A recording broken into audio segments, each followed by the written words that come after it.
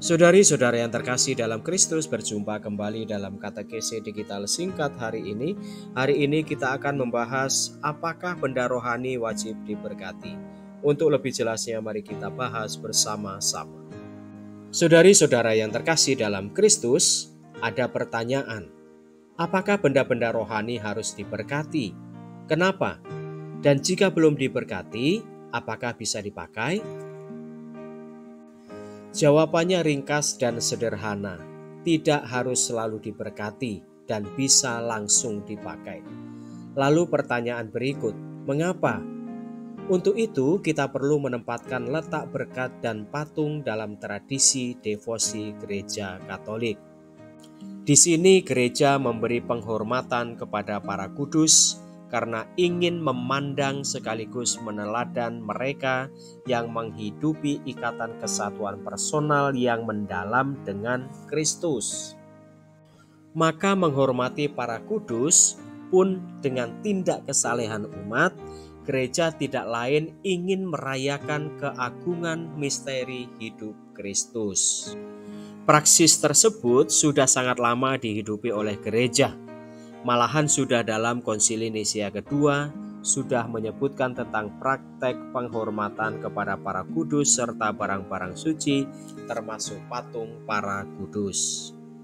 Keputusan itu dibuat menanggapi berbagai gugatan dan keberatan atasnya. Bagi gereja, bukan orang kudus itu, apalagi patungnya, melainkan Allah sendiri dihidupi dan dipancarkan oleh mereka. Dari sini kita melihat bagaimana gereja menempatkan patung bukan karena patung itu sakral dan termuat di dalamnya realitas yang ilahi, sehingga mereka atau patung itu yang kita hormati apalagi yang disembah. Maka dikatakan memiliki patung atau berdoa dengan bantuannya bukanlah sesuatu yang mutlak, sebab semuanya lebih merupakan sarana bantu bagi kita agar semakin terdorong mengarahkan diri kepada Allah. Dalam tradisi gereja, penghormatan kepada orang kudus bahkan para malaikat disebut dulia, sedangkan kepada Bunda Maria dikatakan hiperdulia, penghormatan dan bakti yang sangat tinggi. Kepada Santo Yosef dikatakan sebagai protodulia, penghormatan yang diberikan sebagai yang pertama sebelum kepada para kudus yang lain selain Maria. Tata urutan tersebut mengungkapkan kedalaman dan kedekatan mereka dengan misteri Kristus.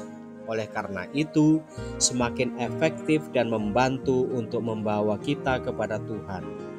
Berkat atas rosario merupakan bentuk penghargaan gereja terhadap rosario, sehingga dapat membantu umat bersama Bunda Maria merenungkan misteri Kristus. Memohon berkat di sini tidak lain adalah bentuk pujian kepada Allah dan memohon anugerahnya agar hidup kita manusia semakin terbantu untuk terarah kepada Allah.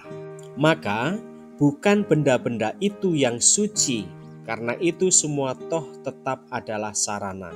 Namun dengan memohon berkat atasnya, kita menggunakannya sebagai sarana untuk semakin membantu kita terarah kepada Allah.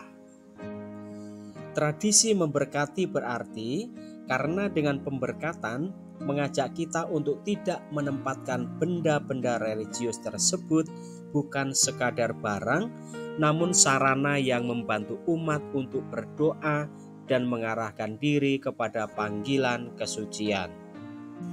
Benda atau barang tersebut akan bisa dianggap suatu pemujaan akan benda, sehingga pemberkatan atasnya dipandang sebagai tahayul. Bisa terjadi kalau orang berhenti pada benda atau barang dan tidak terarah kepada Allah yang hanya Dia belakalah yang kudus. Barang tetap barang. Namun apa yang hendak ditunjukkan oleh benda itu, itulah yang kudus. Disinilah letak kepentingan memberi berkat atas barang atau benda-benda devosional, agar dengannya ulah dan tindak kesalehan umat bisa semakin bertumbuh.